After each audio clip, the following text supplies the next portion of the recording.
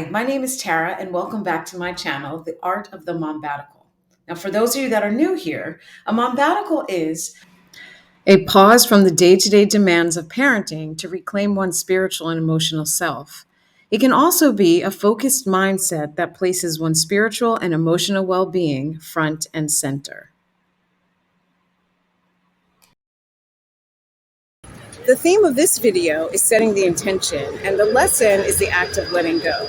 So I'm here in front of Gare Saint-Lazare, one of the 6 train stations in Paris that serves other cities in France, as well as cities in other parts of Europe. The other train stations in the city are Montparnasse, which sits in the sweet spot at the 4 corners of the 6th, 7th, 14th, and 15th arrondissement. It was built in 1840 and is actually the only train station in Paris that was demolished and rebuilt in the modern era. It also sits in the shadow of the Tour Montparnasse, which is one of the few skyscrapers in Paris. Austerlitz, which is located on the border of the 5th and the 13th arrondissements.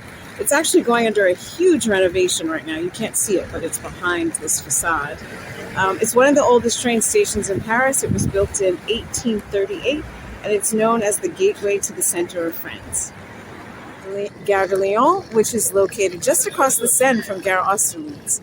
It's in the 12th arrondissement, and it's actually known for its famous clock tower. You can see there. It's not far from the Bastille, and it serves the south of France and also Italy and Switzerland. Here we are in Gare du Nord on the north side of Paris in the 10th arrondissement. This is the train station where you can catch the famed Eurostar train to London, as well as other cities in Belgium, in the Netherlands, and in Germany. Just a stone's throw away from Gare du Nord is Gare de l'Est, which is located near the 18th arrondissement. And this train station services cities to the east, including Frankfurt, Berlin, and Moscow. And back to Gare Saint-Lazare, which is located in the 9th arrondissement. Here you can catch trains to locations such as Mont Saint-Michel and Deauville, where there's a popular American film festival every year. One fun fact about Gare Saint-Michel is the Impressionist painters Manet and Monet made the Gare a subject of several of their paintings. So, you're probably wondering, why are we in a train station? Well, it was at a train station that my Mombbatical officially started, and when I officially let my son go. Now, full disclosure, it was not my intention to take a Mombbatical. The truth is that my son was supposed to move to Paris with me. It was going to be our next great adventure. He had aspirations of becoming a chef, and I thought, what better way for us to start a new phase of our lives by moving to Paris, France. But then I received an unexpected email from his father, and it read, "So, Tara, I've been thinking, and I just wanted to put it out there as a consideration in light of all that you are looking to make happen for you and Emmanuel in Paris. I'd like to offer the opportunity for Emmanuel to stay here in the Bay Area with me for a year, so you can just go straight to Paris as soon as possible and take the next year to set things up."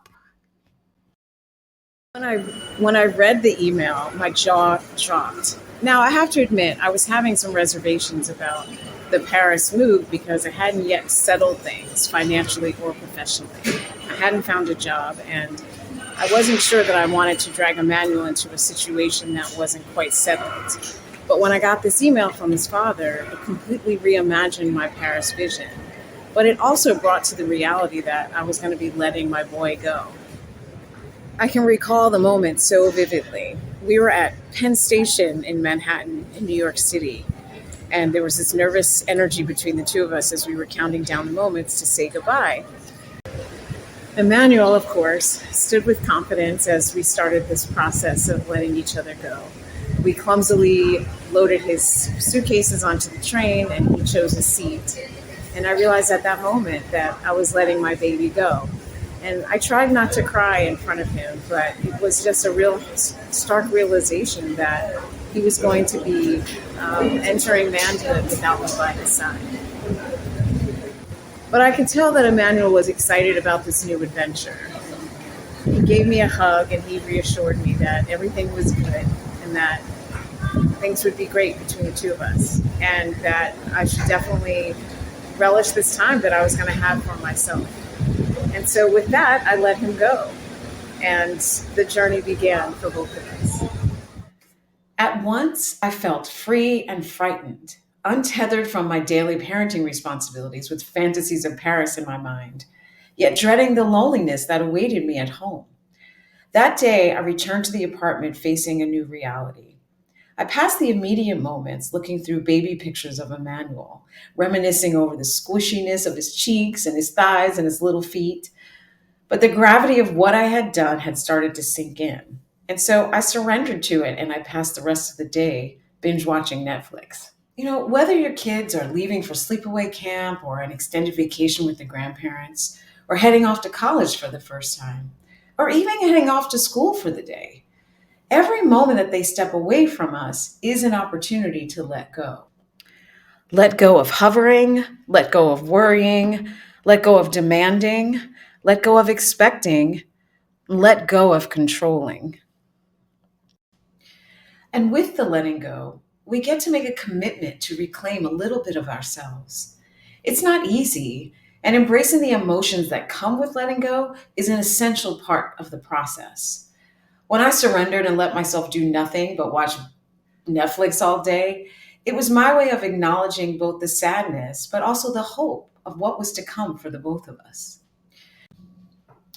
Here are some prompts for your own reflection about letting go. Feel free to pause the video and journal your responses. 1. What opportunity do you have to let go and reclaim yourself? 2. How do you feel emotionally about this opportunity? Relief? Sadness? Anxiety? 3. What will you do to process these emotions? Thanks for visiting my channel. Next time, we'll stay with the theme of setting the intention and focus on the lesson of getting anchored and getting centered. See you next time.